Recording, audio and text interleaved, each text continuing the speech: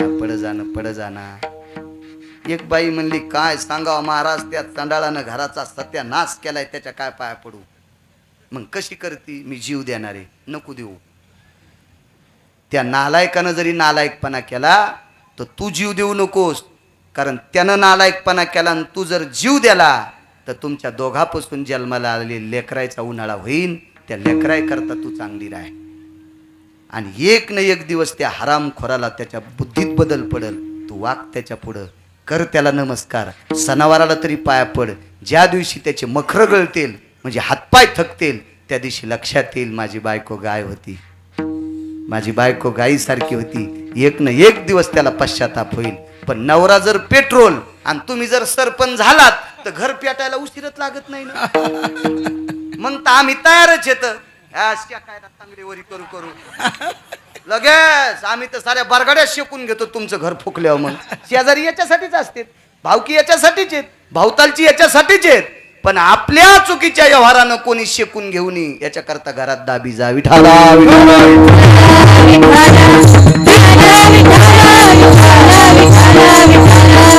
काय पवित्र महाराज नंदराजा कंसानं आपटून मारली, हातातली निसटली. कशी मरल ती, आपटली, निसटली हातातली. अरे तुला मारणारा माझ्या अगोदर तिकडे जन्म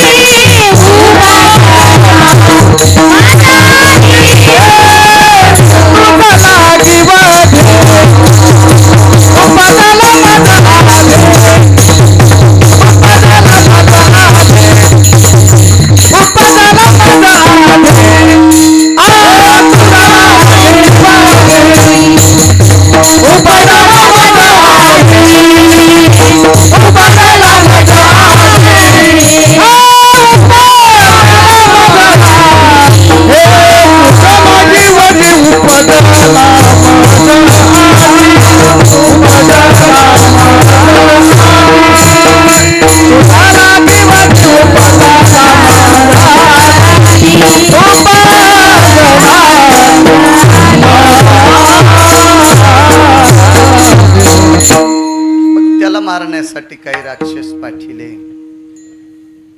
त्यानं काग बगरी ठा मारिली, बाळपणी अवघी दैत्य खाणी बुडविले. आसुर रुळत चरण तळी, मोठमोठाली राक्षस त्यानं संपून टाकली. बघता बघता तो मोठा झालेला आहे. यशोदेनं सांगितलं, कन्हैया आता तुला शाळेत जायचंय, मसाला भात आणि बुंदी बोरेश्वराचा प्रसाद तयार झालाय, आता तू शाळेत जाय, लवकर शाळा सुटल्यावर घरी, म्हणजे प्रसाद तुला खायचा आहे. ती शाळा म्हणजे गायीची होती. आता जाई राणा सवे घेऊन गोधना, पावा घोंगडी घेऊन पायी. भगवंत गायी वास्त्र घेऊन गेलेले आहेत, गोपाळांच्या सानिध्यात आहेत प्रभू. गवळीयाची ताक पिरे, कोण पोरे चांगली. काय मित्र, कालांतराने सुदाम देवासारखे मित्र झाले. काय सुदाम देवाचं अस्तित्व आहे.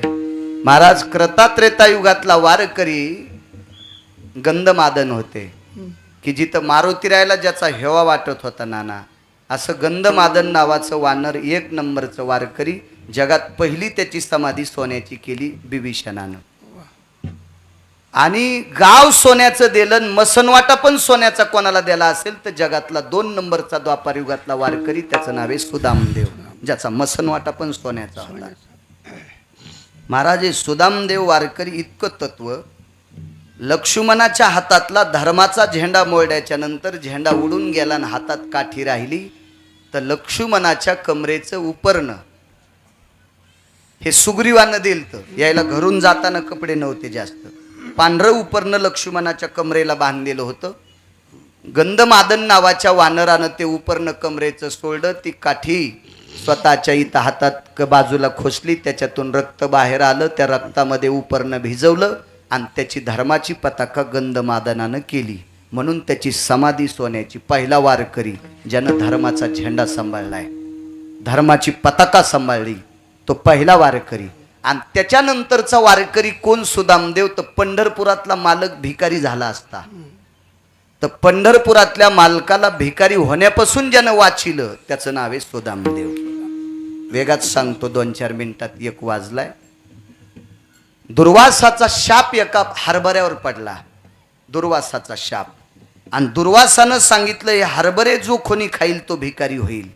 सरपण आणण्याकरता 3 जण गेले, जळतण आणण्याकरता शिक्षण महर्षाच्या पत्नीनं पाठिलं. जगातला पहिला शिक्षण महर्षी सांदीपनी.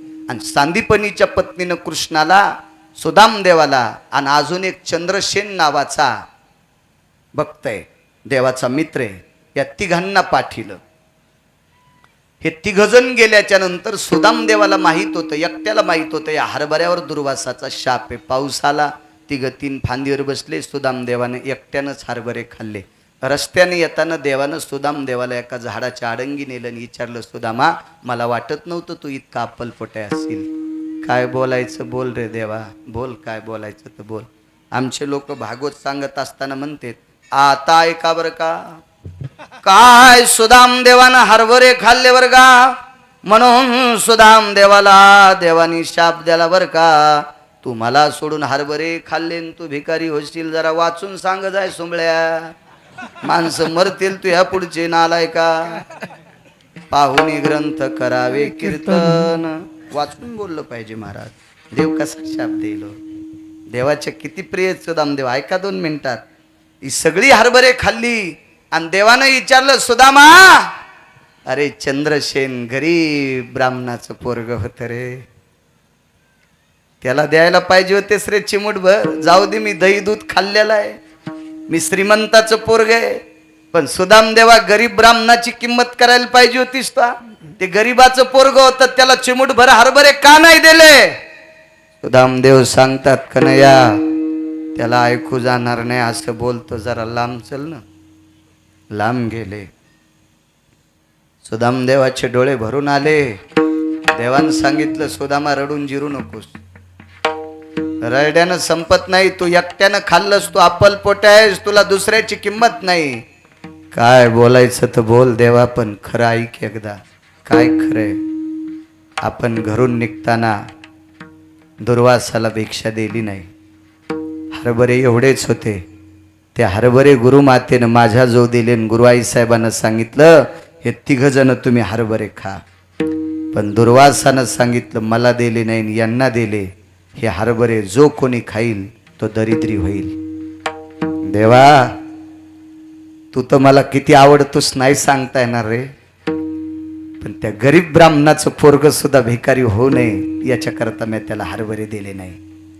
आणि देवा, मी जन्मोजन्मी भिकारी झालो तरी चालेल, पण माझा कृष्ण भिकारी होता कामा नये याच्याकरता मी हरभरे खाऊन टाकले. जगाचा बाप रडत होता, जगाचा बाप रडत होता.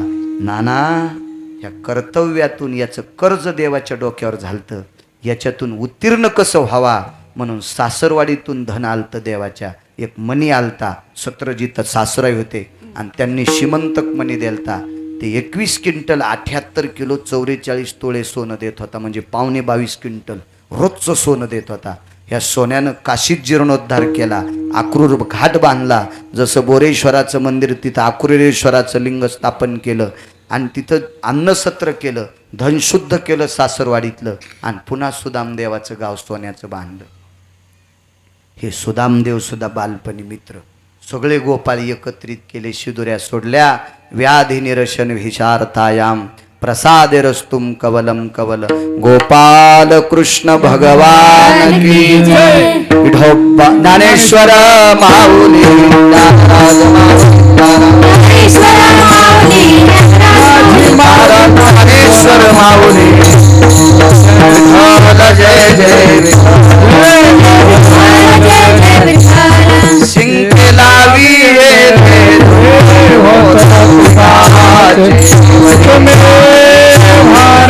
द्याला ना. आता कीर्तनात ऐका म्हणलं तर बसतान का. तुमचं तर कुंकू बाजूला सरकलं तर तुम्हाला मळमळ होते, बाई मी कव्हा आरशात बघन कव्हा ती कोरीन. असलं नका करू. रात्री तुम्हाला सांगितलं होतं हे नका करू. एका बाईनं गडबडीतच तांदूळ आणि साखऱ्या फेकला. जशी कोंबड्याला फेकायली, पापा पापा ती ती ती पापा पापा ती ती ती पापा पापा ती ती ती. काय चंडाळणी, काय तुझी पूजा, काय जशी लग्नात अक्षदा फेकायली. हे चूक आहे माझ्या माईनं. माफ करा, माफ करा, माझी भाषा कडक आहे. माफ करा, माफ करा, पण नका करू चुका, नका करू, नका करू. महाराज घरातल्या वडील लोकांना, म्हाताऱ्या लोकांना, घरातल्या कोमल लेकरांना आणि देवाला, या 3 लोकांना एक दर्जा द्या. चिमुकल्या लेकराला खाऊ घालीत असताना आई अशी 3 बोटानं खाऊ घालते, छोटा छोटा घास. तोच घास देवाला, तोच घास घरातल्या म्हाताऱ्यांना. इतकं प्रेम ठेवा, बोरेश्वर तुमच्यावर कृपा करील. तुम्हाला उग लोकांनी म्हणावं म्हणून याच्याकरता पूजा नाही. नकोय, नकोय, नकोय. काय सजावट असती काही काही राज्यामध्ये देवाची. नारळ कुठे फोडायचा, दिवा कुठं लावायचा. आपल्या दिवा लावण्याच्या येईल ती वातीचा त्याच्यावर टाकून देते ते बंडल. हो, ते खपक्यात बंडल. हो, त्यानं सर्व मंदिर काळं फट झालं. काही काही शिस्त तर नाही त्याला. ते तेल उघडलंय, एक जण मांडी घालून बसला तर पार त्याचं धोतर काळं फट झालं, बदलायला दुसरं नव्हतं. हो, काय ही आपली पूजा करण्याची पद्धत आहे. दिव्याचं एक दीपदान म्हणून स्थान वेगळं असावा, एक आगळं वेगळं वैभव. बघा, जितकं तुम्ही मेकअप करता, आपण हाडामासाची माणसं आहोत. 2 दिवस जर माणसानं उन्हाळ्यात बनेल नाही धुतलं तेच घातलं ना, तर 4थ्या दिवशी त्याच्या बगलीत वाव त्यात 6-6 पायाचे घोडे तयार होते. 6-6 पायाचे घोडे तयार होते. इतकं आपलं शरीर घाणेरडं आहे, तर आपल्याला इतकं जपावं लागतंय. देव किती सुंदर आहे, त्याला किती जपा, किती जपा, किती जपा त्याला. तो सुंदर आहे महाराज, सुंदर आहे देव, सुंदर आहे. चला, सजावट आहे तिथं. देवाला सजवत होते, पडदा लावलेला आहे. मुघलांची राणी आहे, चांद भी खोल दो बोले पडदा. ठैरी आहे राणी साहेबा. भगवंताची चर्या चालू आहे, पूजा चालू आहे. माल्याधिनी सुगंधिनी पुष्पाचे हार घालतात. थोडं राणी साहेबात थांबा. ती कंटाळली उभं राहून शेवटी मांडी घालून खाली बसली. सोन्याच्या चांदीच्या पाटावर बसलेली मुघलांची बायको ती खाली बसली, खाली. महाराज भगवंताची पूजा करणारी त्या काळातली प्रचंड विद्वान लोक होती. विद्वान, यती, योगी, जपी, तपी, सिद्ध, अनुरागी. त्यांच्या कपाळाला घाम आला, डोक्याचा घाम खाली. मुघलांची राणी आपला देव बघण्यासाठी आली आणि पूजा आटपली, पडदा बाजूला केला. महाराज ती राणी इतकी प्रसन्न झाली, भगवंताचं मुख पाहून इतकी प्रसन्न झाली, इतकी प्रसन्न झाली. आणि तिनं पत्र लिहिलं आपल्या पतीला, माफ करिये, आता मी घरी येणार नाही, आता मी घरी येणार नाही, आता मी घरी येणार नाही. पण महाराज दंडक होता. तिच्या अंगावर जे कपडे होते, तिला तिथं राहायचं ठरलं. हरिओम बाबा पोशाख बदलला आणि राधेचा आणि मीराबाईचा घागरा घातला आणि अख्खं जीवन तिथंच काढलं, तिथंच काढलं, तिथंच काढलं, तिथंच काढलं. आज त्या मुघलांच्या राणीची तिथं कबर आहे, तिथं कबर आहे, तिथं कबर आहे. तिने एकदा द्वारकाधीश कृष्ण परमात्मा हरी पाहला, पुन्हा तिनं ठरवलं आता मला कोणालाच बघायचं नाही, कोणालाच बघायचं नाही. बघा आख्यायिका वाचा, मोठे इतिहास वाची जा चांगल्यांचे, की ही सनातनी देवता किती मोठ्या आहेत, सनातनी साधू किती मोठे आहेत, काय प्रभाव आहे सनातनी साधूंचा. महाराज या सनातनी साधून बोरेश्वरातल्या दारातल्या दगडाच्या नंदीचं दूध काढावं येलेश्वराच्या, हा तुकोबारायांचा पुरुषार्थ होता. महाराज जळून गेलेली बाई राखातून जिवंत करावा, हा बोरेश्वराचा पुरुषार्थ होता, हा भक्तीचा पुरुषार्थ आहे. आणि ती पवित्र लोक आपल्या देशातली आहेत, आपल्या महाराष्ट्रातली आहेत, आपल्या पवित्र भारत देशातली आहेत. कधी कधी आपल्याकडे बघायचा प्रयत्न करा, एवढा मोठा पुरुषार्थ आहे. महाराज तिला नाना प्रकारच्या श्रीमंत नातेवाईकांनी पत्र केलं. पत्र व्यवहार तिनं सांगितलं, मला प्रपंचात 4.5 क्विंटल सोन्याच्या अंबारीत बसणारी मी एवढ्या मोठ्या वैभवात राहणारी, पण मला तिला इतकं सुख नाही जे सुख याला पाहिल्यावर प्राप्त झालं ते जगात कुठंच सुख नाही. काका या देशातल्या मुघलांच्या पत्नीचं वर्णन आहे की द्वारकेतल्या कृष्णाचं रूप किती साजर आहे, छैल छबेला. तिच्या कविता वाचा, तिनं सांगितलंय मी याची जोगन होऊन राहीन. मी याची जोगन होऊन राहीन, जोगन होऊन. महाराज सोन्याच्या अंबारीत बसलेली बाई हरीची जोगन झाली, भिकारीन झाली आणि त्याच्या दरबारात राहिली. तिची आज सुधरीबुवा कबर आहे. आज तिथे गेलेला प्रत्येक व्यक्ती त्या कबरेचं दर्शन घेतोय. का? कारण तिच्यावर हरीचा प्रताप आहे, तिच्यावर कृष्णाचा व दृष्टीचा प्रताप आहे. दृष्टांत संपला. याचा सिद्धांत घ्या, याचा पुरावा घ्या. या पवित्र भारत देशातली मुघलांची पत्नी ज्याच्या रूपाला भुलून जाती आणि ज्याचं रूप पाहिल्याच्या नंतर तिच्या जीवनात प्रसन्नता येते, आणि आज तिच्या कबरेचं दर्शन घेत असताना जगातला कोणताच माणूस म्हणत नाही ही मुसलमानाची होती का. तिला मुसलमानाची म्हणतच नाहीत, कारण तिला सनातनी म्हणतात. आणि कोण्याही जातीचा माणूस, तुमचे मुसलमान जात असतील ना बोल, नाही, आमच्या हिंदूचेही लोक तिच्या कबरीचं दर्शन घेतात. का? का? कारण तिनं हरीला पाहिलं होतं, तिनं कृष्णाला पाहिलं होतं. मग या देशातली मुसलमानाची स्त्री जर प्रसन्नपणानं त्याला पाहून एवढ्या टोकाला जाती, इतकी त्याच्या मुखात ताकद आहे. म्हणून मालक पहिल्या कडव्यात म्हणतात, सुखाचे ते सुख, दुःखाचे निवृत्ती, दुःखाची निवृत्ती,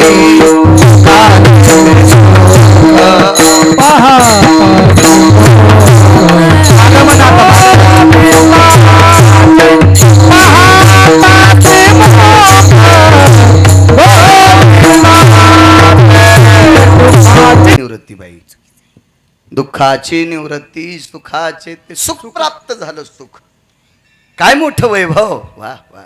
ऐका पुढचा पुरावा. कालिया नावाचा यमुनेच्या तीरावर एक डोह म्हणून प्रसिद्ध होता. कालिया डोह. तिथं कालिया नावाचा सर्प राहत होता. सर्प राहत होता.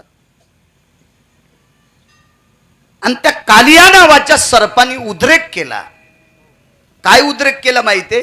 त्यानं त्याच्या तोंडातलं विष टाकायचं आणि त्या विषानं ते पाणी दूषित व्हायचं. ते पाणी गायीनं वासरानं पेलं की त्या गायी वासर मरून जायच्या आणि ती मेलेली वासर गायी तो खाऊन टाकायचा. महाराज त्यानं पोटासाठी एखादं जनावर ओढून नेलं असतं तर ठीक होतं, पण ते इतकं विष टाकायचं की त्या विषानं हजारो गायी मरायच्या. किती मोठं पाप आहे, किती मोठं पाप. महाराज पंढरपुरातल्या मालकाला सहन झालं नाही. दुःखाची निवृत्ती सांगतोय, दुःखाची निवृत्ती सहन झालं नाही पंढरपुरातल्या मालकाला. आणि पंढरपुरातल्या मालकानं यमुनेच्या तीरावर चेंडू फळीचा डाव मांडला. आज तुम्ही त्याला क्रिकेट म्हणता. चेंडू फळीचा डाव मांडिला यमुना वाळवंटी, चेंडू फळीचा डाव मांडिला यमुना वाळवंटी. त्या यमुनेच्या पात्रामध्ये डाव मांडलेला चेंडू फळीचा. बरं ठीक आहे, माझं शिक्षण कमी असू द्या, पण माझ्या पुढे शिकलेले भरपूर लोक आहेत. चेंडू पाण्यात बुडत असतो का बाबा? बुडतो चेंडू पाण्यात? काका बुडत? होय नागरे भाऊ, चेंडू बुडते? बोला शेठ, पानी में जाता अंदर? बलून जाता अंदर? नाही जा. पण पंढरपुरातल्या मालकानं फेकलेला चेंडू पाण्यात गेला म्हणजे त्यानं काही केलं तर जमतो. त्याचं ओलं जळत वाळलं जळत. रवणेकर बुडत असतो का चेंडू? पण बुडाला त्याच्या हातात. कशा करता माहितीये का? चेंडूला सांगितलं, बेटे मी सांगतो पाण्यात जाय, मला खालचीची वाट लावायची. मधात जे बसलाय का मला त्याची सोय पाहायची. आणि मग चेंडूच्या निमित्तानं त्या विटेवरचे मालक भगवान हरी तो चेंडू आणण्यासाठी मधात गेले. महाराज त्या डोहामध्ये कालिया आहे सगळ्यांना माहित होतं. सगळे गोपाळ रडू लागले, कन्हैया जाऊ नका, ए जाऊ नकोस रे कन्हैया, ऐक रे कन्हैया, कन्हैया ऐक रे, नको जाऊ रे, जाऊ नकोस कन्हैया. शांत बसा रे, काळजी करू नका, मी जातो. गेला मधात. गोकुळात चर्चा झाली. सारे गोकुळातली लोक, ज्येष्ठ श्रेष्ठ, आबाल वृद्ध, नंदराजा, यशोदा मैया, हे सगळे तिथं हजर झाले. महाराज आता याच्यात कालिया सगळ्याला माहिती, यशोदेला किती दुःख वाटत असत. रडू लागली. पण यशोदा मैयानं पण आत उडी नाही टाकली. मागे सरे माय पाऊला पाऊली. रडत होती भगवान कृष्णाच्या नावानं, पण पावलं मागं टाकीत होती. तिला माहिती मधात बुवा आहे, आपल्याला खाल्ल्याशिवाय राहत नाही. अरे यशोदा माय सामान्य नाही महाराज, धन्य यशोदा ती माय आणि दाशी जनी वंदी पाय. हो, पण जीवाची भीती सगळ्यालाच वाटते. मला सांगा बरं, अशी जर प्रक्रिया झाली, एखादा व्यक्ती गेल्याच्या नंतर असं म्हणा की आता तुम्ही संकल्प सोड्या, तुमचं आयुष्य दिल्यावर ते वाचत आहे तुम्ही मरत आहे, तर असं किती लोक तयार होते सांगा बरं. नग बापा, जाऊ द्या, त्याचं संपलं होतं, 4-2 दिवस राहू द्या. आईसाहेब माग सरत होत्या, प्रत्येक जण रडत होता, प्रत्येक जण. आतमध्ये गेल्याच्या नंतर काय रूप आहे माझ्या मालकाचं, रूप सावळे सकुमार, कानी कुंडल मकराकार, सुंदर रूपे, सुंदर सुंदर. अगणित लावण्य तेज पुंजाळती, रत्न किळ फाकते प्रभा, कानडा ओ विठ्ठलो करनाटको, तेने मज लावी लावे. राजा सुकुमार मदनाचा पुतळा, रवी शशिकला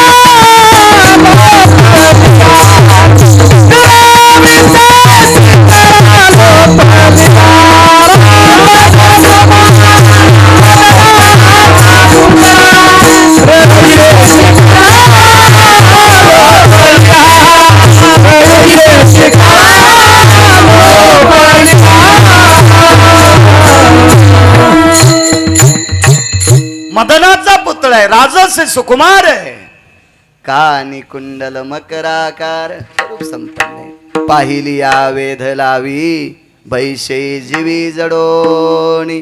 पाहिल्याबरोबर वेद लागते, इतका सुंदर आहे मालक. पद्मिनी नावाच्या कालियाच्या पत्न्या होत्या, यांनी पाहिलं त्याला, प्रसन्न झाल्या, प्रसन्न झाल्या, प्रसन्न झाल्या. काय सुंदर आहेस रे भगवान. 8-9 वर्षाचं वय असेल, कारण 11 वर्ष 53 दिवस गोकुळात राहिला. गोकुळात याच्यापेक्षा जास्त दिवस नाही राहिला, 11 वर्ष 53 दिवस, इतक्याच दिवस गोकुळात राहिला. आणि त्या सगळ्या कालियाच्या पत्न्या गालाला हात लावतात, कपाळाला हात लावतात. काय तो देव आहे महाराज. बाळा, आलेल्या पावलानं वापस जाय. का ग, आमच्या मालकाला लहान लहान लेकरं लय खाव वाटते. आमच्या मालकाला लहान लहान लेकरं लय खाव वाटते. महाराज, माणसं लेकरं खातच नसतील. याच्या पलीकडे सांगू का, चीन नावाचा देश सोडून दिला तर वानर आपल्या भारत देशातले मुसलमान पण खात नाहीत. वानर आपल्या भारत देशातले मुसलमान पण खात नाहीत. त्या चीनचे का खातात आपल्याला काय माहिती, सरडे पाली काही खातात. आपल्याला काय द्यायचे, कपडे धुवायला वेळ नाही, तितकी साबण बी नाही आपल्याजवळ, घरच्याचा इटन. आपल्याला काय करायचं दुसऱ्याचं उगं फुकट कळण शेंडी वळवळ. इतकी पवित्र संस्कृती भारत देशातली, आणि लेकरं खातो कालिया. भगवान पद्मिनीला सांगतात, माय मला लेकरं खाणारा पाहायचा आहे. तो कालियाची एक पत्नी म्हणली, बाळा पाहाला टाइमच देत नाही, ते धरणं गिळणं संगच करते. तर म्हणले आतमध्ये जाऊन पाहतो. ते लयच रगिलेन महाराज, त्याच्या इतकं रगिलच कोण नाही ना कोणी. एक जण म्हणला, महाराज तालुक्यात माहीत का चालू कोण नाही. मग तुझ्यासारखा तालुक्यात कोणी चालू नाही, तर तुला जन्माला घालणारा किती चालू असेल याचा विचार करणं चालू. तुला जन जेलमध्ये दिलाय तो किती चालू असेल. एक जण म्हणला, मयासारखे टाटर कोणीच चोरीत नाही, मयासारखे पाईप कोणीच चोरीत नाही, मयासारख्या वायरी कोणीच चोरीत नाही. हा, मी गज पण धुत नाही, कोणाचे कापून नेतो. मी असा गुंड आहे. मी आणलं, जगात 6 गुंड होते, त्याच्यातला 1 नंबरचा गुंड रावण होता. आणि या रावण नावाच्या गुंडाला ज्यानं दुपारी 2:18 आपटू हाणले, तर वायरीन टाटरी चोरणारे आलं तर घुसू हानीन सुंबळ्या. तुला अक्कल आहे का? तुला तर कव्हा आपटू आपटू हानील काही मिळ नाही ना, एवढ्या मोठ्या गुंडाला हाणलंय त्यानं. काय सांग तू नाटक तुझे तू. वा रगले ते रगले, मला बघायचं म्हणे. आता हे बोलत असताना ते घोरू लागलं. बायकोल म्हणलं कोणाला बोलायली ग, कोणाला तरी बोलतीस. आलं ते तिथं डोळे पुसलीत पुसलीत. अरे अरे काय काकडी सारखं दिसायले म्हणे. पाहता श्रीमुख गोविंदाची, रूपाची ताकद सांगतो रूपाची. त्याला पाहिल्यावर दुःख जाते हो, त्याला बघितलं की दुःख जाते. ऐका नाही एवढा पुरावा, ऐका. त्रास देणार नाही मी तुम्हाला जास्त. प्रसादाचं कीर्तन, एवढी लेकरं बाळं छोटी मोठी जेवायची तर असं नाही करणार. तुम्ही खूप जण आले याच्याकरता मी पन्हाळ लावणार नाही. योग असा आला, तो जवळ आला. पत्नीला सांगितलं मालक याला माफ करा, याचे आई वडील वाट पाहत असतील. मग आता इतके लेकर खाल्ले तेव्हा कस का नाही म्हणली? याच्यात काय आगळं वेगळं दिसतंय? तुम्ही म्हणली एकदा बघा ना त्याच्याकडे. काय बघत नाही म्हणे, मी खाणार म्हणजे खाणार. ते बी आडमुठ होतं ना, सरपच. तुम्हाला एक माहिती आहे का, हिचाला कोणी कोण हाणतेत, पुढून का मागून? इमानदारीन तुम्हाला महाराज कोणी कोण हाणतेत? तवर महाराज मागून. आणि सरपाल कोणी कोण हाणतेत? तोंडाकून. आणि बचर बचर करणाऱ्या माणसाला कुठून हाणतेत?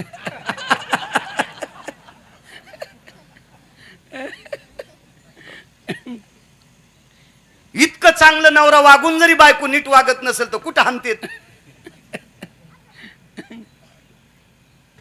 म्हणते मेला आमच्याच बॉम्ब टाकी तुम्हा, याला आणूच नका परदिशाला, याचा खाना खराब हो असं म्हणते. तुमच्या शापान मरत नाही बाळ्या, कारण मी जे सांगतोय ते तुमच्या हिताचं सांगतोय. विठाला विठाला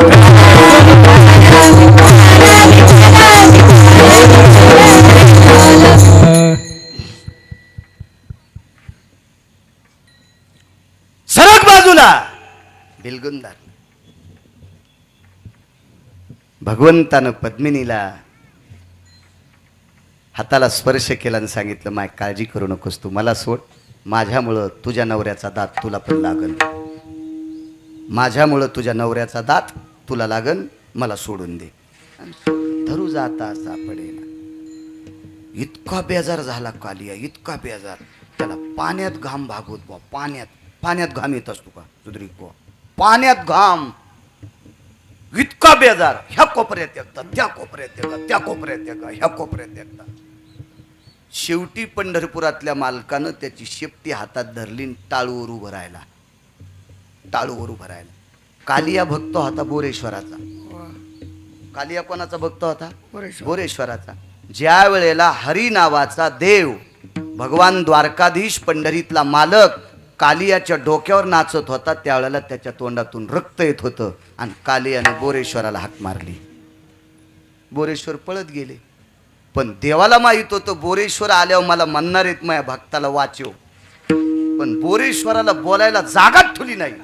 बोरेश्वर कशानं प्रसन्न होते ते काम पंढरपुरातल्या मालकानं केलं. तांडव गती मुंडन पर नाचत गिरिधारी, तांडव गती मुंडन पर नाचत गिरिधारी, तांडव गती मुंडन पर नाचत गिरिधारी. बम बम बम बम बम बोले बलिहारी, बम बम बम बम बम बम बोले बलिहारी. तांडव गती मुंडन पर, तांडव गती मुंडन नाचत बलहारी, नाचत गिरिधारी, नाचत गिरिधारी. तांडव गती मुंडन पर नाचत गिरिधारी. त्या कालियाच्या डोक्यावर नाचू लागलेले. आता कालियाच्या मदती करता आलेले बोरेश्वर कालियाची मदत न करता यमुनेच्या तीरावर हे बी नाचू लागले, कारण यांना तांडव नृत्य आवडत आहे. आणि कालिया म्हणला माझ्याकडे पाहन बोरेश्वरा, हरामखोरा तू गाईला खातोस, तू गाईला खातोस, तुला नाही वाचणार. येडा आहे का बोरेश्वर कोणाला वाचवायला? महाराज देवाकडे इच्छा प्रगट करत असताना चांगल्या वृत्तीने या, तर ते तुमच्या इच्छा मान्य करील. काही बी करताल तुम्ही त्याला माफ करा म्हणताल, कसं शक्य आहे ते? लोणचा इतकी चूक शक्य, लोणचा इतकी चूक शक्य आहे सरपंच? तुम्ही जर भाता इतकी न पोळी इतकी चूक करताल तर ते नाही कोणाला माफ करणार. विठाला विठाला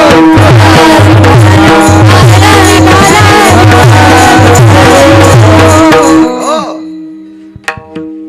नाचू लागलेला आहे. तोंडातून रक्त आलं. बायकोनं सांगितलं ऐका ना मालक, आवाज आवाज करा मोठा, देव चांगलं करेल. मालक ऐका तुम्ही, त्याला शरम ना. नाही म्हणला. यानं कोणते चांगले काम केले? दही काय चोरलं, दूध काय चोरलं, लोणी काय चोरलं, वासरं काय सोडून दिले, कोणाच्या दाढीला आणि येणीला गाठ काय मारली, काय काय नाटकं केली. तर याच्या कशाला शरण जाऊ? काय गरज आहे? आणि काय गरज आहे मला शरण जाण्याची? रगील होतं. कालियाची पत्नी देवतीच्या लक्षात आलं हे वाचत नाही, आणि हे गेलं की आपल्या कपाळावर कुंकू राहत नाही. ती शरण आली, प्रभू माफ करा, माझं कुंकू जिवंत ठेवण्यासाठी यांना मारू नका. ते म्हणले बाई मी आत्ता याला सोडून देतो, पण हे रगील आहे ना, याडमुठेने ऐकत नाही ना. याला खूप सांगायलो ऐकत नाही. लय माणसं रगील. एका नालायकाला साधू भेटले. आणि साधू भेटल्याच्या नंतर साधूनं त्याला सांगितलं वा तू खूप नालायक आहेस, पण माझी भेट झाली, मी तुझा उद्धार करतो. आणि तू एक काम कर, ह्या कुंडात उडी टाक आणि याच्यातलं जितकं पाणी पिता येईल तितकं तू काय असेल ते पिऊन टाक. ते म्हणला महाराज तुमच्या जवळ आलं की चांगलं वागावं लागतंय, तुमच्या जवळ आलं की माळ घालावं लागती, तुमच्या जवळ आलं की गंध लावावं लागतोय, तुमच्या जवळ आलं की बाकीच्या गोष्टी सोडून द्याव्या लागतात. आणि हे मन नाही जमायचं.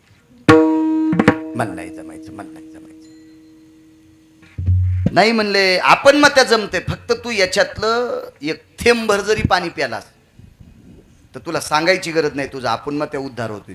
नाही, घरातल्या सगळ्या लोकांनी मधात दाबला. ते मेलं पण त्यानं होट नाही उघडले. त्यानं मधात पाणीच जाऊ दिलं नाही. होटच इतके दाबून धरले की जशी त्याची दातखळी बसली. एकदा कसं तरी वरी आलं. ते म्हणला जीव गेला तरी हरकत नाही, पण होट उघडीत नाही. घडी आडमुठनं काय काय किती सांगा, त्यांना कळतच नाही, उद्धाराचं कळतच नाही ना. आज कितीतरी मंडोदाऱ्या रावणाला सांगतात पोरगी लग्नाला आली. कितीतरी कमी मंडोदाऱ्या आहेत का आपल्याकडं? रावणाची संख्या का कमी आहे का आपल्या महाराष्ट्रात? बऱ्यापैकी मंडोदाऱ्या सांगतात मालक ऐका पोरगी लग्नाला आली, एक पोरगी शाळात आहे, पोरग संभाजीनगरला शिकायला आहे, ट्युशनला पैसे लय लागते, तर आपल्याला 150 टन ऊस झालाय, पण पोरायचे खोल्याचे भाडं, त्याचे क्लासच्या फीस येतात, त्याचे कपडे लत्ते येतं, दप्तर वह्या येतात, ह्या सगळ्या पेनी पेन्सिल येतात, बराच खर्च येतोय. तुम्ही कधी कधी रंगारंगाचं पाणी 2-3 वर्ष पिऊ नका. अशा लय मंदोदाऱ्या रावणाला सांगतात. आणि पेतच असाल तर थोडं पिऊन या, जास्त पिऊ नका, कधी कधी पिऊन झोप जा नका. ऐका माझं, लय मंदोदाऱ्या सांगत आहेत, पण रावण ऐकत नाहीत. आणि काही काही मंदोदाऱ्या रावणाला मदत करतात. ते पिऊन आला म्हणजे मिरच्यान भजे तळून देती. म्हणलं जिजी कशाला भजे केले? बाई ते आज पिऊन आले तर त्याच्या तोंडाला चव यावा म्हणून मी जरशी भजे काढू. काय मंदोदरी, तुला पिराला कापायला पाहिजे. विठाला विठाला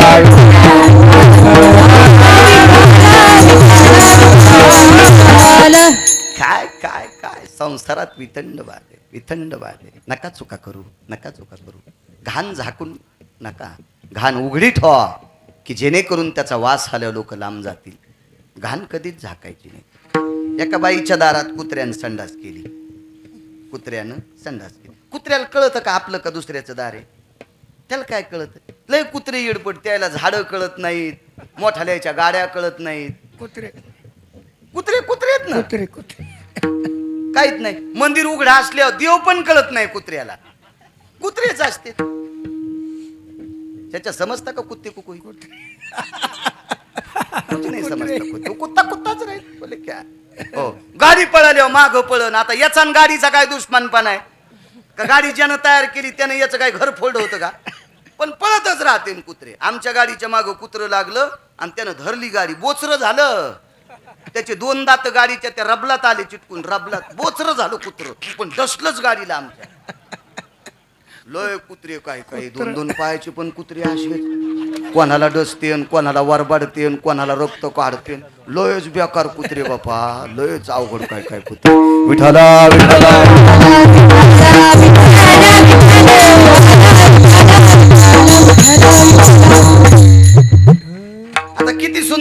वाजवली पण एखादं कुत्रे सम नाही जमली.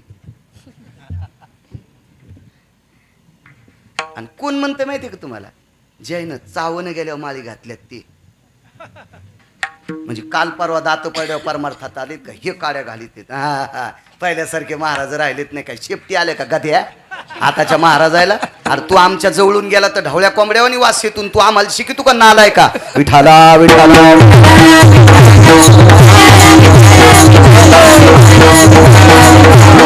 झाकायची नाही. कुत्र्यानं संडास केली, बाईन गन पावडर केलेलं होतं. काढावून घाण, काढावून दारातली रांगोळ काढलेली, त्या रांगोळीच्या बाजूलाच कुत्र्यानं संडास केली.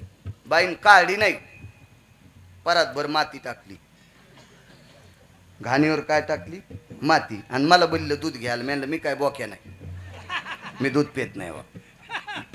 बोक्या पेत असतो दूध, मी काय दूध पेत नाही. लय काय कायचे नाटक.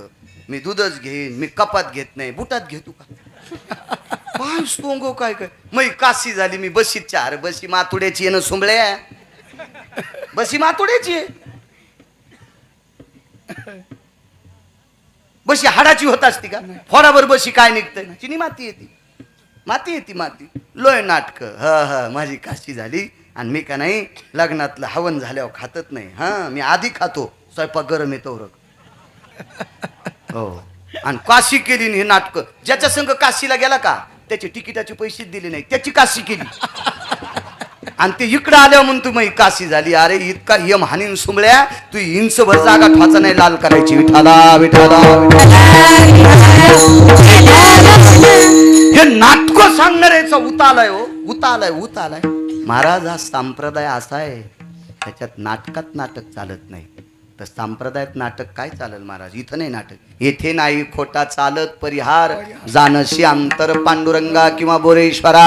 ह्या मालकाला कळतंय महाराज आपण कसं वागतो. सगळं चुकायला. त्या बाईन माती टाकली, मी गेलो घरी.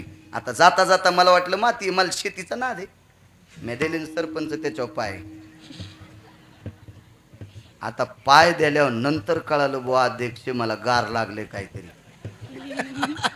मधात गेल्यावर कळालं माझ्या पायाला काहीतरी गार लागले. आणि बाईनं गालीच्या टाकला होता 22,000चा मला बसायला. मग माया का गोळ्या संपल्यात का ते गार लागलेलं धोत्राला पुसायला. मी त्याच गालीच्या पाय पुसले ना. 22,000चा गालीच्या खराब झाला. कोणामुळे झाला सांगा बरं तुम्ही. तिनं जर माती नसती झाकली तर मी कुत्र्याच्या घाणीवर पाय द्यायला असता का. म्हणून आपल्या पोरायच्या चुका म्हणजे घाण आहे, की झाकू नका. त्याच्या बापाला उघड करून दाखवा. आपला मुलगा चुकलाय, तुम्ही घाणी झाकीता त्याचा बाप त्याला रागवण्याच्या करता त्याच्या घाणीवर तुम्ही त्याच्या चुकावर पडदा टाकता. आणि त्या चुका ते असाच करत राहतंय. आणि भविष्यात ते एके दिवशी तुमच्या अंगावर ट्रॅक्टर घालते. त्या टायमाला वेळ निघून गेलेली असती. विठाला विठाला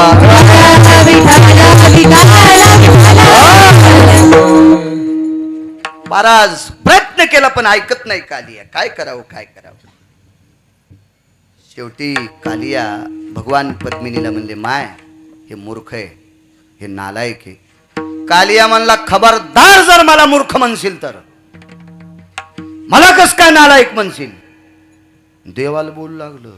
देवाला रगील माणसं कोणालाच भेट नाही, औषध पेलेली माणसं कोणालाच भेट नाही. केवढा असू द्या त्याच्या दारात जाऊन शिव्या देणार आणि सकाळी बुट चाटणार. उतरलेवा औषध उतरल्यावर खालून बुट चाटणार. कारण औषध पोटात असलं की किंमतच नसती. तसं एक त्याच्या दातात औषध विषयाचं औषध त्या औषधाच्या बळावर ते कोणाला मोजीच नको. देवाला खालीवरी बोलत होतो. भगवान म्हणले, तू मूर्ख नाहीस का. थांब म्हणले, माझ्या प्रश्नाचं उत्तर दे. मला मूर्ख कशामुळे म्हणता. आरोतुरच. अरे तुम्ही सर्प मूर्ख आहेत, कोणालाही डसतात. मग आम्ही सर्प मूर्ख आहेत तर सर्पाला कोणी जन्म द्यालाय. काय चालू होतं बघा ना ते. सर्प नालायक आहेत, मूर्ख आहेत, बुजदिल आहेत, हरामखोर आहेत, भडवेत. पण आम्हा सर्पांना जन्म कोणी दिलाय. भगवान म्हणले, मी. वा खरं बोलतो म्हणले. दुसरं उत्तर दिलं, सापाला दात कोणी दिले. देव म्हणले, मी. सापाला दातात विष कोण दिलं. म्हणले, मी. मग तू तुला अर्पण. तन मन धन सब कुछ है तेरा, तेरा तुझको अर्पण, तेरा तुझको अर्पण, क्या लागे मेरा। ओम जय जगदीश हरे, स्वामी जय जगदीश हरे, प्रभु जय जगदीश हरे।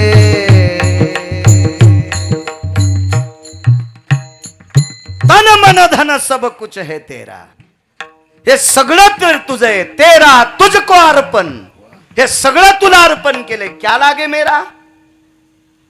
काय रे माझा देवा, मला मूर्ख म्हणतोस तू। अरे कालिया, ए कालिया, तुझ्या विषानं गाई वासर मरतेत रे। गाय पवित्र आहे रे, गाय पवित्र आहे, गाय पवित्र आहे, पवित्र गाय। या गाईचं दूध या देशातल्या लेकरांना, ते कोण्याही जातीचं लेकरं असू द्या, कोण्याही जातीचं लेकरं असू द्या, कोण्याही जातीचं, आईचं दूध संपलं त्या लेकराला गाईचं दूध असते। अरे गाय पवित्र आहे, हिला मारतोस। ते म्हणलं प्रभू, मी या डोहात कशा करता राहतो, समुद्र मला जास्त आवडतो, तिथं मला मासे खाण्यासाठी भेटतात, पण समुद्रात मला तुमचं वाहन जगू देत नाही, गरुड।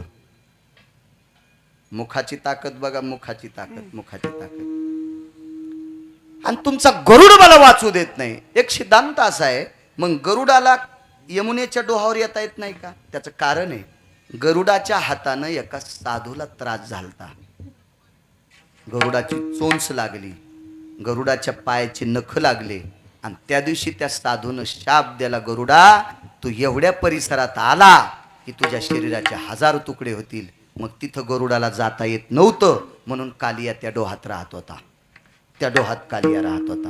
आणि मग कालियाला भीती नाही, देवानं सांगितलं कालिया आता तू समुद्रात जाय, अल्पोदकीचा सागरा आला मासा। लहानशा डोहातला मासा समुद्रात गेला की समुद्रातलं पाणी संपतच नाही, आता काही त्याला मरणाची भीती नाही। तू जा समुद्रात, तुला यथेच्छ जलचर खाण्यासाठी आहेत। अरे तू राजा होशील समुद्रातला, पण म्हणले गरुड वाचू देत नाही ना। अरे तू मला पाहिलंस, तू कोणाला पाहिलंस कालिया? मला पाहिलंस।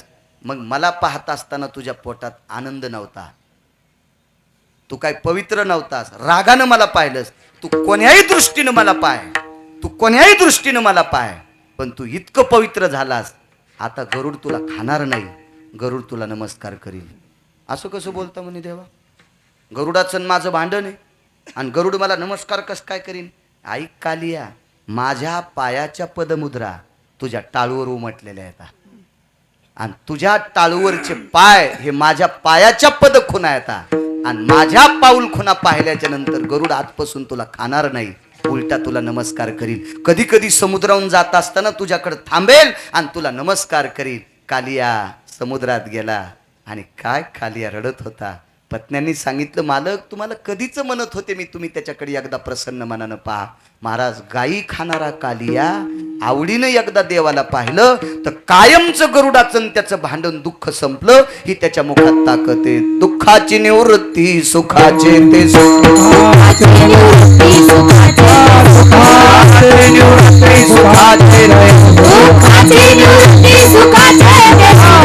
आता श्रीमुख गोविंदाचे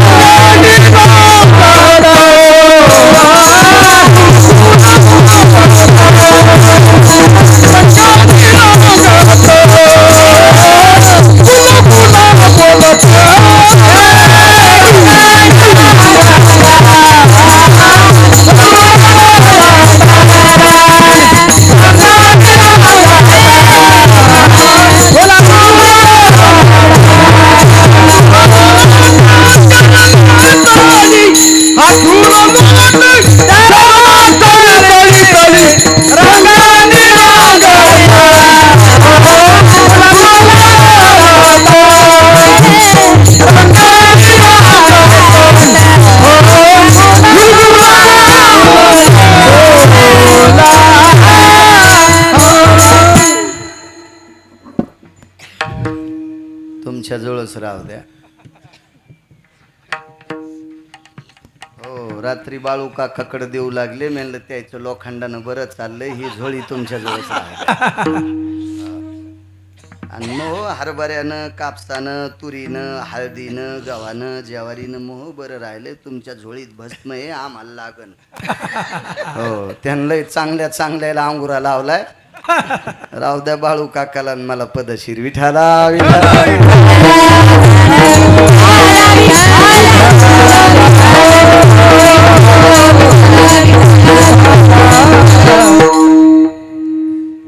त्या झोळीवर तुमचा स्वतंत्र पगडा राहू द्या, की हे संस्थान तुम्हाला मोठं करायचंय, हा भाव तुमच्या अंतःकरणात राहू द्या. महाराज कालियानं पापकार करत होता, याच्या पलीकडचं सुख घेता कोणतं? विठोबा रखुमाई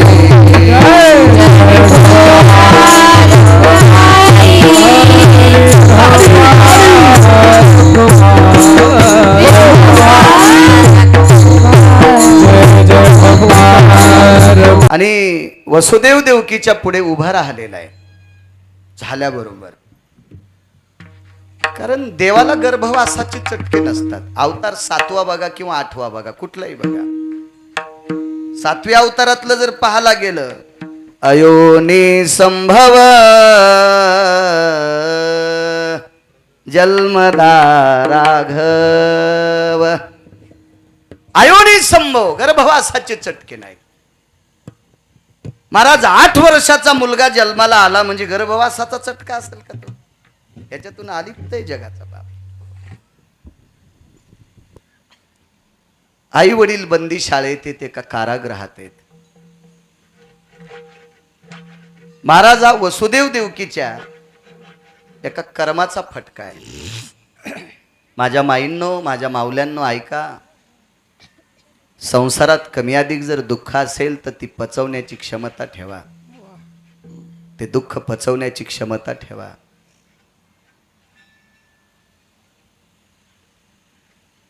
चारठणला मी शाळेत जात होतो.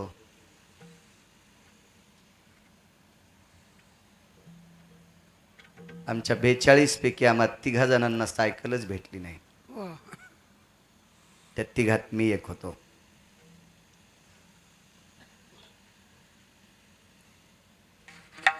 एखाद्या वेळेस शिकाव म्हटलं सायकल, पण पुढच्याने कधी खेळू दिली नाही. आठवतंय, चला आज देवानं किती मोठं केलं असेल, भाग सोडून द्या. पण प्रत्येक मुलाकडं सायकल ठेवण्यासाठी जागा होती. सायकल ठेवण्यासाठी सुधरीकुवा जागा होती. जागा म्हणजे पार्किंगसाठी व्यवस्था होती. फारशी काही अशी सगळ्यांची घरं मोठाली नव्हती, काही गरीब होती. काहींना माझ्या इतकी जमीन नव्हती, इतकी गरीब होती. पण झोपड्याची पडवी होती, त्या पडवीत ती सायकल लावायची. म्हणजे सायकल लावण्यासाठी सुद्धा पार्किंग होती सर. पण पार्किंग होती. पार्किंग किती किमतीची असेल सरची सायकल त्या काळात?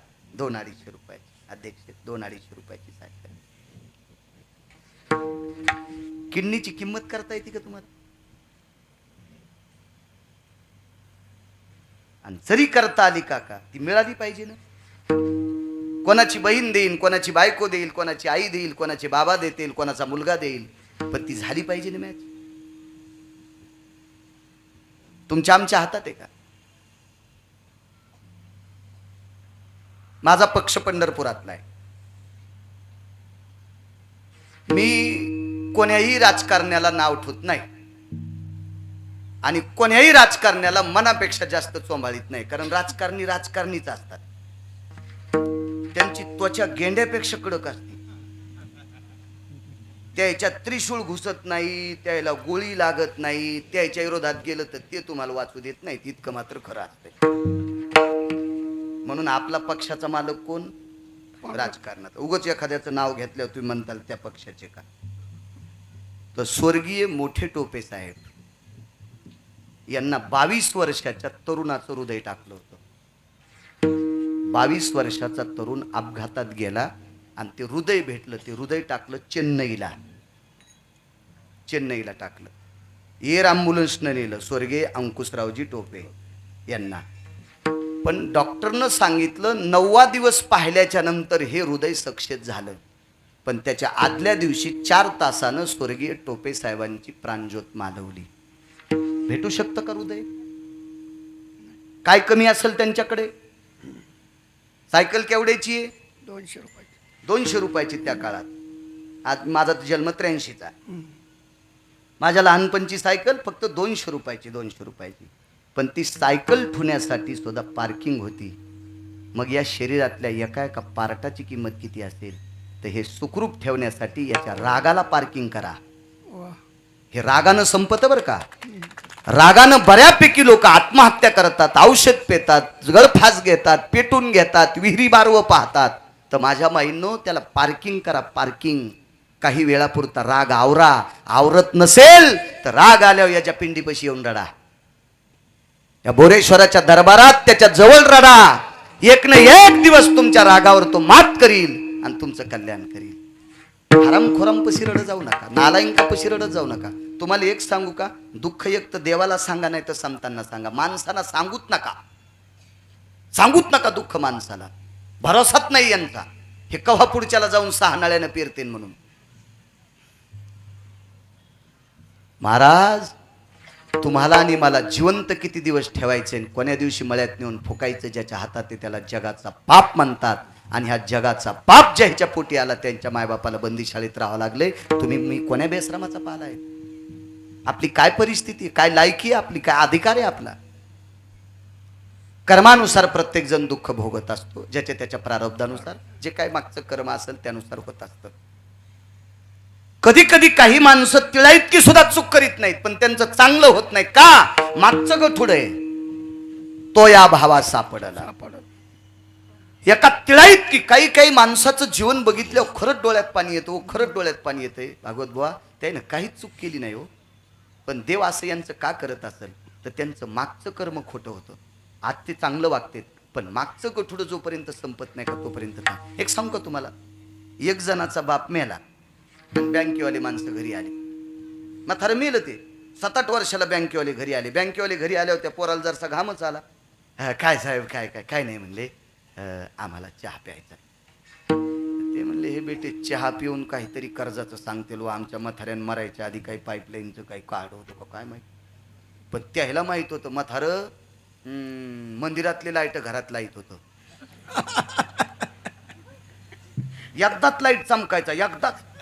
दुसऱ्या दिवशी म्हाताऱ्याच्या घरी लाईट चमकायचा आणि शाट झालेला मंदिरात आणून लावायचं. इतकं म्हातारं चालू होतं. सून म्हणली मामाचं कर्ज नसेल. मामा आपले मला माहित येत नाही. याला नव्हतं माहित, पण सुनाला चट माहित होतं. म्हातारी बी जिती होती. म्हातारी म्हणली बाब्या म्हाताऱ्याच्या नावानं रुपया कर्ज नसेल बाब्या. तुला काय सांगायचं, पुढची चौकातली फरची आहे का मारुतीची करतानाच केलती. हो म्हातारं रातच्या 2-2 फरच्या डोसक्यावर आणायचं बापा. आणि जशी मारुतीची टाकली तशीच चौकात तशाच रंगाची आणली होती. कोणाची ताकद पण नव्हती आणली म्हणून. तर म्हाताऱ्याकडे कर्ज कशाचं आलं. आणि खरंच म्हाताऱ्याचे 19 लाख रुपये बँकेत FD होते. म्हातारं मेल्यावर 14 वर्षाला बँकेवाले आले आणि हे तुमचा याजा सगट 19 लाख मुद्दल येतं. इतकं याच तुम्हाला जेव्हा उचलायचे तेव्हा उचला. पोरग इतकं नाचलं की टाळूनच खांब फुटला वरचा. इतकी उडी हाणली की त्याची टाळू खांडायला लागली. म्हणजे 19 लाख आणि याजा सगट. तर याच्या बापापेक्षा त्याचा चुलता अजून चिकट होता. याच्यानंतर बँकेचे अधिकारी त्याचे इथे गेले तर ते म्हणला आपल्या बाबानं तर नक्की एकोणी दोन्ही इतके बँकेत एफडी केलेले असते. पण त्याला पोरी होत्या 9. त्याला पोरी होत्या 9. ते लग्न करता करताच गळून गेलं. असं बरं फिगाल्यावर चिघरलं बिचारा. त्याच्यात मागचे 3 लग्न एकादशीच्या दिवशीच केले, चपात्या लागत नाहीत म्हणून. असं भारी होतं ते. हो. आणि खाल्ला काड्या पटीत पाईपलाईन करण्यासाठी 4.5 लाखाचं कर्ज घेतलं होतं. याचा सगट 9 लाख वन टाइम मिटिल्याच्या नंतर 7.5 लाखावर मिटिलं. आम्ही जप्तीला आलो. दृष्टांत संपला. बापानं बॅलेन्स कमीलं तरी पोराला खर्चायचंय आणि बापानं कर्ज करून ठेवलं तरी पोराला फेडायचंय. मागचं पाप जरी असेल तरी फेडायचंय आणि पुण्य असेल तरी फेडायचंय. होता ठेवा तो या भावाचा कर्म आहे महाराज, नाही चुकत कोणा. मागच्या 6व्या जन्मातलं कर्म. कारण देव जरी मुलगा झाला असेल तर इथं ठेवायचा नाही. कोणाच्या घराला घेऊन जा म्हणले?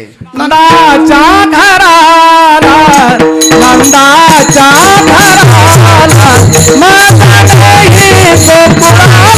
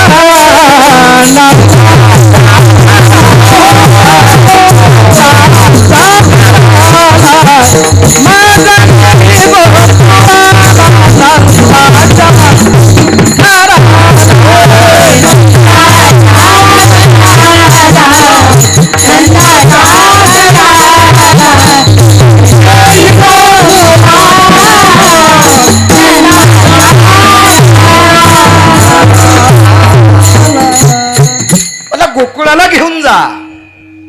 उचलिला कमळापती पायीची बंधने गळती. उचललं देवाला. एक लक्षात घ्या, आपण सर्वसामान्य माणसं आहोत. काय थाट करतो आपण आपल्या लेकरांचा. दुपटे किती भारीचे, त्यांच्या गाद्या किती भारीच्या, त्यांना खेळणे किती भारी. असू द्या ना, गरीब गरीबाच्या पद्धतीने करतोच बुवा. श्रीमंत श्रीमंतीच्या पद्धतीने करतो. त्याची पाळणे किती, त्याचा थाट किती, त्याचा वैभव किती, त्याच्या वाढदिवसाला ते लावलेले ते बलून किती, ती झिरमाळ्या किती, किती थाट, किती कोंबडीचे अंडे टाकलेला केक कापायला. म्हणजे किती किती किती वैभव आहे का नाही. हो. तिचे लेकरं मारून याच्या पोराचा उद्धार करायला लागले.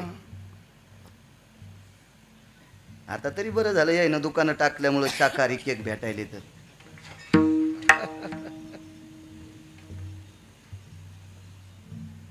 नका करू चुकीच्या.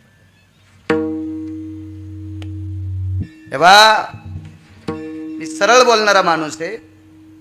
तुम्ही दुसऱ्या जातीच्या लोकांना शिव्या देण्यापेक्षा तुमच्यातले हरामखोर दुरुस्त करा. तुम्ही विनाकारण दुसऱ्या जातीच्या लोकांना शिव्या देण्यापेक्षा तुमच्या गंध लावणाऱ्याच्या कुळातले जे भडवे आहेत का, करणे पाखंड खंडन, या पाखंड्याचं खंडन करा. कशाला लोकांचे कपडे धुत बसता. आपला धर्म लोकांना शिव्या दिल्याने वाढत असतो का. यायला जर 150 टन ऊस झाला, तितकीच जमीन आहे, त्याच विहिरीचं पाणी आहे, तीच पाईपलाईन आहे. मला 125 टन झाला. मग सरपंचाच्या ऊसात म्हशी घातल्या मग वाढन का नाही. मला ते काय खत घालते ते घालावं लागतील, तर माझा 150 टन ऊस होईल. आपला धर्म उंच जाण्यासाठी आपल्या धर्मातल्या त्रुटी बाजूला करावं लागतील, तर आपला धर्म उंच जाईल. तुमची ज्ञाती सांभाळा, तुमची नियत सांभाळा, तुमचं वैभव सांभाळा, धर्म उंच जाईल. तुम्हाला एक माहित आहे का, जालना नावाचं शहर जवळ आहे. जालन्यात मध्यवर्ती ठिकाणी राम मंदिर आहे. त्याच मंदिरात कृष्ण मंदिर आहे आणि त्याच मंदिरात गुरु गोविंद सिंगांचे ग्रंथ साहेब आहे. या तीन अधिष्ठान आहेत. ती जागा आहे 350 कोटीची. ती जागा आहे 350 कोटीची. त्या जागेवर सद्गुरू जीवनदास स्वामी यांचे शिष्य गुरुवर्य संगमदास आता तिथं आहेत. संभाजीनगरला मठ आहे, तिथे पुरंदास हा पाल्ला, आणि चुडाव्याला गुरुवर्य जीवनदास. मी काल बोलून गेलो, तिकडच्या कोपऱ्यात आत्मानंद गिरीबाबांची झोळी, नांदेडच्या कोपऱ्यात जीवनदास बाबांची झोळी, आणि तुमच्या ह्या कोपऱ्यात हरिओम बाबाची झोळी. महाराज, दुसऱ्याला शिव्या दिल्यानं आपण मोठं होत नसतो. तर स्वातंत्र्यापूर्वी ती जागा होती एका मुसलमानाची. काजी होता तो, श्रीमंत, अब्जाधी श्रीमंत. आपली संत किती मोठे आहेत बघा. जरा सुधरा. एक एक दोन दोन 12-12 वाजता बापानं माईनं लोकांच्या रोजदारी कमवून आणलेल्या पैशाच्या फटाक्या वाजतात. लाजा वाटायला पाहिजे, लाजा. त्या माईनं किती लोकांचा ऊस खुरपिलाय, लोकांचे कापसं येचलेत, लोकांच्या सोयाबीनी कापल्यात, लोकांच्या तुरी कापल्यात. एका एका तिच्या अंगाच्या रोमातून किती घामाचे थेंब बाहेर पडले असतील. कधी तिच्या कपाळाचा घाम पहा, त्या बापाच्या अंगावरच्या धोत्राच्या गाठी बघा. लाज वाटली पाहिजे. सफरचंद कंपनीचा मोबाईल खिशात घालून फिरायला छाती फुटून जाईल ना. आलाय का तुई? भारीच्या कंपनीचा मोबाईल घेऊन फिरतू. 1-1 कोटीचा घ्या, आपल्या ताकदीवर घ्या. महाराज, मायबापाच्या संपत्तीवर कधीच रेघा वाढायच्या नाही. दुःख वाटतंय त्यांना, दुःख वाटतंय. ते शाप जरी देत नसतील, ते त्यांचं हृदय शाप देतंय. बंदा संसार जळून जातोय. 3.5 एकरची 27 एकर जमीन केली म्हाताऱ्यानं, आणि बायकोच्या फॅरन लवलीसाठी 7 एकर इकली पोट्यानं. म्हणजे तिच्या टामणटिक्या करता हप्त्याला तिला मेकअप, त्या भवाळ्या कापायला, वस्तारा, झिपऱ्या कापायला, तिचे तरातराचं लावायला. मेडिकल मध्ये कमी शिशा, इतक्या तिच्या बाथरूम मध्ये शिशा. आंघोळीच्या आधी 20 बाऱ्या लावायच्या, आंघोळ झाल्यावर 30 बाऱ्या लावायच्या, उन्हात जाताना 15 बाऱ्या लावायच्या. याच्यातच 7 एकर इकली. बापानं पड्या सांगितलं, रे 72च्या दुष्काळात मी मिलू खाल्ल्या रे. सोमवार मी आंबाड्या सोडल्या रे, आंबाड्या मीठ लावून भाजल्या. जीनच्या पॅन्टीवाल्याला आंबाड्या काय कळतात तुम्हाला? आंबाड्या होत. कधी कधी आपल्या आजा पंजाच्या छातीला कान लावा. त्यानं काय काय गरिब्या काढ्यात लक्षात घ्या त्यांचं, मग तुमच्या लक्षात येईल आपण कसं जगावं. चला, स्वातंत्र्यापुढे अब्जाधीश मुसलमान त्याच्या त्या जागेच्या झाडात एक साधू बसले. त्यांचं नाव आहे जशवंतदासजी. आणि जशवंतदासजीचा पुरुषार्थ इतका मोठा होता. सोन्याच्या झारीत पाणी आणलं, झारीला हात लावल्याबरोबर झारी खापराची झाली. आणि त्या काजीनं सांगितलं सेवकाला, कोई तो सनातनी महात्मा अपनी जगो पे बैठे वाला है, भोजन की व्यवस्था करो. आणि त्यानं जेवायला सांगितल्याबरोबर त्या काजीच्या पत्नीला सांगितलं, तिनं डब्बा भरून द्याला मासाचा. आता तिला काय माहित होतं महाराज जेवायला आलाय म्हणून? तिनं मांस दिलं. रख दो बोले महाराज के पास. पण त्या सेवकानं सांगितलं, या महाराजानं सोन्याची माती केली, आणि मी जर डबा पुढे ठेवला तर मग बुका करून टाकीन बापा. आपले रखनी बोले. काजी म्हणला, नोकरीहून काढून टाकीन. आता सोडून दिलं तरी हरकत नाही, पण मी काय या महाराजा पुढे डबा टेकीन? क्या इसमें? मुझे नहीं पता बोले, हमें पता नहीं क्या है. पण काजीने लक्षात घेतलं, आपण काही या साधूचा विरोध करीत नाही, आपण काही या साधूला वाईट म्हणत नाहीत. पाणी आणून दिलंय, जागा दिली, आणि आता जेवायला देतो. आता घरच्यानं काय दिलं त्या काजीला तरी थोडं माहित होतं. त्या काजीनं तो डब्बा पुढे टेकला आणि सांगितलं, महात्माजी जो है खा लो. तर महाराजांनी सांगितलं, आप खोल दो. नाही बोले, आप ही खोलो. साधूनं सांगितलं, प्रसाद तुम्ही आणलाय ना, मग उघडा तुम्ही करा. प्रसाद तुम्ही आणलाय ना, उघडा तुम्ही करा. मग काय झालं माहितीये का? त्या काजीनं त्याच्यावरचं झाकण काढल्याबरोबर अध्यक्ष मांस नव्हतं, 4 जातीचे फुलं होते. 4 जातीचे फुलं होते. विठाला विठाला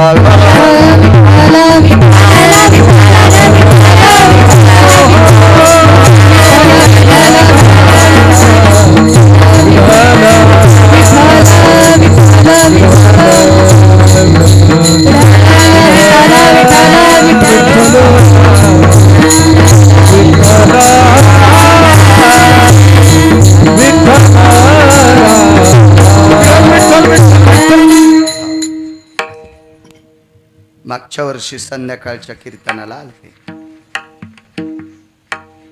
नानाच ना हो मेमरी कार्ड चांगलं आहे माझं हे लय जीबीचं आहे म्हणून तर कमी जीबीचा मोबाईल वापरीत हो हे 16,000 जीबीचं कार्ड आहे हा, याचं त्याच्यामुळे लहानचं घ्यायला काय माझ्याकडे लय मोठे पैसे आहेत. हळदी इकल्यावर टेम्पूभर मोबाईल घेता येतील पण आता म्हातारपणी कशाला गाऊन घालू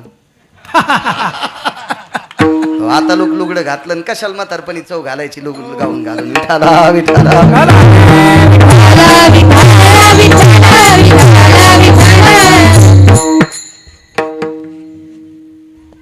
फुलं झाले मासाचे जालन्यातला काजी जशवंतदासजीवर प्रसन्न झाला आणि ते फुलं जशवंतदासजी संन्याशी उदासीन आखाड्याचे संन्याशी होते त्यांना ते फुलं समोर टेकले तर जशवंतदासजी बोले सरकार यही तो भगवान नहीं कोई तो मंदिर नहीं काय के वास्ते फूल होना मंदिर नहीं है कोई भगवान की मूर्ति नहीं है क्या करना है फूल के ठीक आपको मंदिर बनवाना है जी मैं जगो देता बोले तुम्हाला जेवढी पाहिजे तेवढी जागा घ्या नाना स्वातंत्र्यापूर्वी जालन्यातल्या मध्यवर्ती ठिकाणी तिथं 1 मिनिटभर जर मोटरसायकल उभी केली तर मागं 100 गाड्याची रांग लागती इतकी मध्यवर्ती ठिकाण जालन्यात मुद्दाम दर्शन घेऊन या एके दिवशी तिथं आणि मग जशवंतदासजीनं हातातला दंडा असा फिरीला रेख पडली आणि रेघेच्या मधली जितकी जागा आहे तितकी काजीनं राम मंदिर कृष्ण मंदिर आणि गुरु गोविंद सिंगांचं ग्रंथ साहिब मंदिर याच्यासाठी स्वातंत्र्यापूर्वी आजची जागा आहे 350 कोटीची आजची जागा 350 कोटीची तुम्ही परिसरातले जाऊन या ना बाळ्या खरं बोलतोय का खोटं बोलतोय बघून या बघून तिथं काय आणि 8 तास ग्रंथ वाचन असतं तिथं 8 तास ग्रंथ वाचन बसा बसा बसा बाबा आपण करू मी पण करतो नानांचा सत्कार बसा तुम्ही बसा ही वरमाईच अशी आहे दमत निघत नाही वरमाईला विठाला विठाला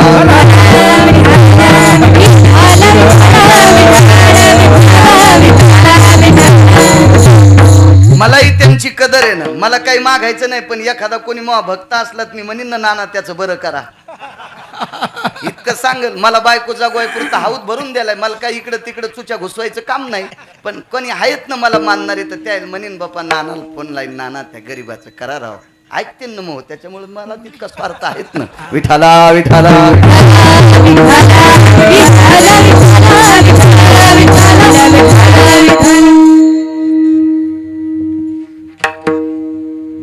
आपली सनातनी लोक किती आहेत माहिती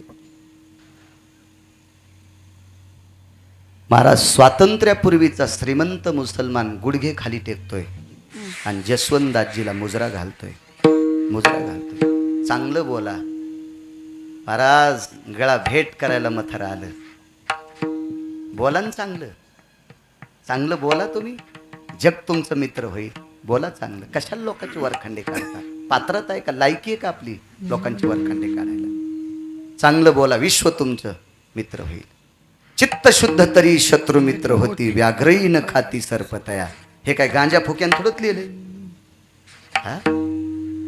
चांगलं वागा जग मित्र होईल तुमचं जग मित्र तुम्हाला वाटतं का नाना तुम्हाला मानणारे सगळे तुम्हाला मानतील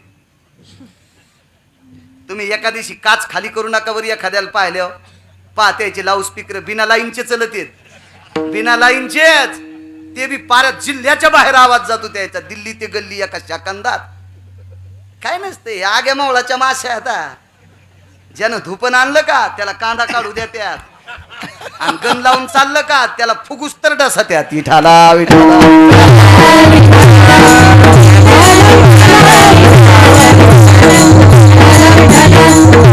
तुम्ही बी फुटक्या दुर्ण्यापासून सावधान राहत जा फुटके दुर्न जेवायच्या कामाचे नाही वरण आलं चपाती येऊस तर गळून गेलं दुसऱ्याचं धोतर वर आणि खाल्ली कुत्र्यावानी चपाती तोडून बिना वरणाचीच फुटके दुर्न लगेच फेकून देत जा विठाला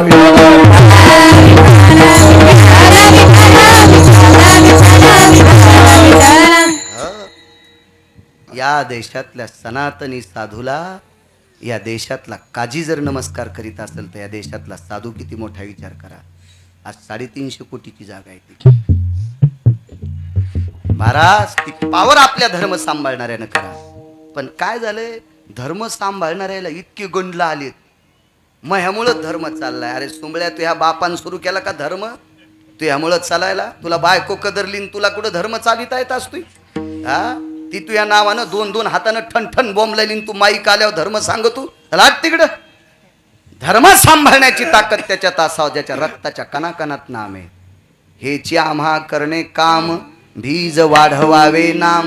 ही ताकद असा धर्म सांभाळणारी ती लोक आहेत महाराज. ती लोक महाराज 6 पातशाहीच्या तडाख्यातून भगवान शिवशंकराची मंदिरं राहिल्या गेली. या देशावर भगवान शिवशंकराची मंदिरं अस्तित्वात राहिली असेल तर या मंदिरावर एका माईची कृपा होती. ती माय साध्वी देवी अहिल्याबाई होळकर होऊन गेल्या. वा. महाराज, त्या माईची कृपा आहे. काल भगवान लिंगेश्वराचं चरित्र तुमच्या पुढे मांडलं की ज्या लिंगेश्वराचं दर्शन घेण्यासाठी राष्ट्रमाता जिजाऊ आईसाहेबांनी त्या पिंडीवर डोकं ठेवलं आणि लिंगेश्वराला एकच मागितलं, लिंगेश्वरा, हे पोटातलं बाळ जर मुलगा देलास तर तिची सेवा करण्यासाठी त्याच्यात ताकद दे. असा मुलगा देऊन टाक. आणि त्या लिंगेश्वराचा जीर्णोद्धार सुद्धा राष्ट्रमाता राजमाता जी आमच्या अहिल्यादेवी होळकर माऊलींनी केला. साध्वी देवी अहिल्याबाई होळकरांनी केला. पहा माझ्या माईंनो, चंद्र सूर्य येतोपर्यंत अहिल्याबाई जिवंत आहे. आता चंद्र सूर्य येतोपर्यंत सगळी मंदिरं अस्तित्वात ठेवली. इतकी मोठी ताकद आहे तुमच्यात. चला महाराज, याला म्हणायचं धर्माचे कामं करणारी माणसं. याला म्हणायचं धर्माची. ही माणसं धर्म मोठा करू शकते. हा, कुस्त्या लावून देणारी नाही, कळवंडी लावून देणारी नाही. हा, धर्म जोपासायची ताकद. आणि आमचं काम काय माहिती आहे का? आम्ही धर्म संस्थापक नाहीत, आम्ही धर्म प्रचारक आहोत.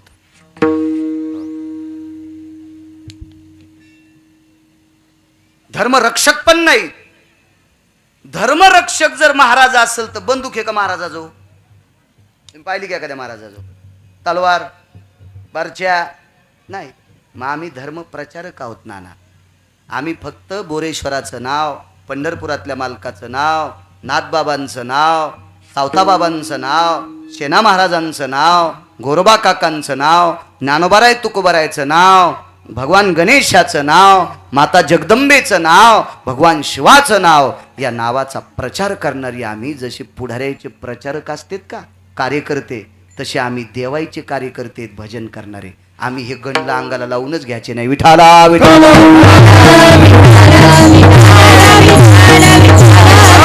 सांगितलं बाबा मला गोकुळात न्या. इथपर्यंत आलतो ना.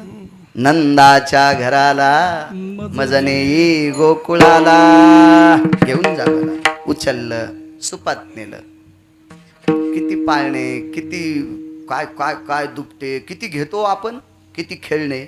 आणि जगाचा बाप मथुरेतनं गोकुळात सुपात गेलाय. सुपात. आणि मग ते गाईचा दरवाजा उघडा होता. गाईचा दरवाजा, त्या गाईच्या दरवाजातनं आतमध्ये प्रवेश केला आणि यशोदेच्या पलंगावर देवाला सोडलं. आणि तिच्या पलंगावर एक कन्या होती. ती त्या सुपात टाकलीन घेऊन आले. ती माया होती. हा. आणि ती मग कंस आपटायला गेला. बिनआकली राजा होता. त्याला काही ज्ञान नव्हतं. महाराज, लेकरं मारणारा नाना राजा कसा असेल? त्याला राजा कसं म्हणता येईल? लेकरं मारतो त्याला राजा कसं म्हणता येईल? अध्यात्म नाही. महाराज, राजाचं 24 गोष्टीवर लक्ष असलं पाहिजे. आपल्या परिसरातल्या एखाद्या स्त्रीला जर एखाद्या मुलीला त्रास होत असेल तर राजाचं वचप त्याच्यावर पाहिजे. 1. बालहत्या होत असेल तर राजाची वचप पाहिजे. 2. पोटामध्ये भ्रूण हत्या मुलीची होत असेल तर राजाचं वचप पाहिजे. 3. प्रजा किती आनंदानं जगते याच्यावर वचप पाहिजे राजाचा. 2. नालायक लोक जर सात्विक लोकांना त्रास देत असतील त्या नालायकावर वचप पाहिजे राजाची. 4-5 असे काही कारण आहेत. हे जर कारण सांभाळीत राजा गेला तर शेवटच्या श्वासापर्यंत त्याची वेल्डिंग झालेली खुर्ची असेल. ती खुर्ची काढायची ताकद कोणाची? मायवेली नाना, कोणाची मायवेली. ह्या अवस्था सांभाळत राहायच्या. पण झालंय कसं, तुमच्या राजक्षेत्रात चरबट लोकांना जास्त सांभाळावं लागायले. वच करणाऱ्यालाच, जे वचके काढीत आहेत का त्यालाच जास्त सांभाळावं लागायले. काच उघडून त्यालाच म्हणावं लागतं काय चाललं बाप्पा, बोलताना त्याच्या तोंडातल्या हवानं तुम्हाला नशाई आली, त्याच्या वासानंच तुम्हाला नशाई आली. पण आता काय करता, त्याचे वायर लोखंडाचे आहेत ना हो, ते तुटत नाहीत ना, ते लयच बोंबलत ना. नाही इलाज आहे महाराज, नाही इलाज आहे, नाही इलाज आहे. काय करता, काला आहे तस्मै नमः. ठेवलं